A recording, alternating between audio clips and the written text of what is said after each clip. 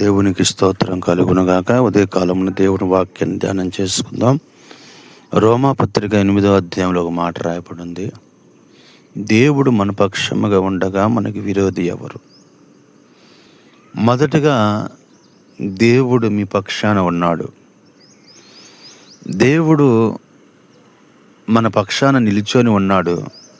ఎందుకు మన పక్షాన ప్రభు నిలిచాడంటే, ప్రభువుని మనం ఇష్టపడుతున్నాం కాబట్టి, ప్రభు మీద మనము ప్రేమ కలిగి ఉన్నాం కాబట్టి, యేసయ్య అంటే మనం ఎంతగానో ప్రేమిస్తాం కాబట్టి, అందుకనే యేసు ప్రభు వారు మన పక్షంగా ఉంటాడు.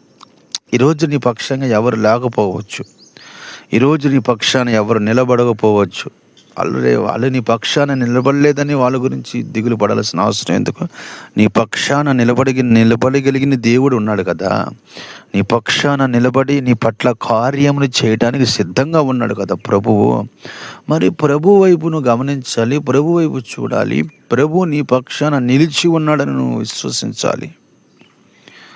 ఆయన మనల్ని ఎప్పుడు కూడా ఒంటరిగా ఉండటానికి ఇష్టపడ్డండి. ఆయన మనకి తోడుగా ఉంటాడు, ఆయన మనకి జంటగా ఉంటాడు. ఆయన మనకు కావలసిన ప్రతి ఒక్క సహాయం అందించడానికి మనకు తోడుగా ఉంటాడు. కొంతమంది డబ్బులు ఇస్తే, కొంతమంది లంచాలు ఇస్తే, కొంతమంది తిండి పెడితే, కొంతమంది కొన్ని చేస్తే వారి పక్షంగా నిలబడతారేమో. కానీ ప్రభువారు అంటాడు, నేను నీ పక్షాన నిల్చొని ఉన్నాను. దేవునికి స్తోత్రం కలుగునుగాక. యేసయ్యట మన పక్షాన నిల్చొని ఉన్నాడు. ఇక విరోధి ఎవరు? విరోధులు అనేకులు ఉన్నారు, కానీ ప్రభు ఆజ్ఞ లేనిదే వాళ్ళు ఒక్కటి కూడా ఏం చేయలేరు. విరోధ బాణములను ప్రభువు అణిచివేయుటకు శక్తి కలిగిన వాడు, సమర్థుడు. ఎటువంటి శరీరము, ఎటువంటి శత్రువుల మధ్యలో నీవు ఉన్నావో ప్రభు అంటాడు, నేను నిన్ను నీ శత్రువుల చేతిలో నుండి నిన్ను విడుదల చేస్తాను. ఆయన మన పక్షంగా ఉంటే మనకు విరోధి ఎవరు?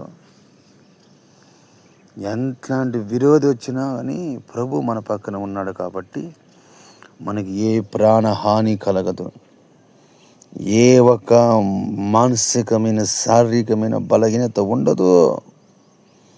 కారణం ఏమిటంటే ప్రభు మనతో ఉన్నాడు, మనల్ని దర్శిస్తున్నాడు. ఆయన ప్రార్థన పూర్వకంగా ఉంటే ప్రభు నీ పట్ల కూడా గొప్ప కార్యం చేయబోతున్నాడు.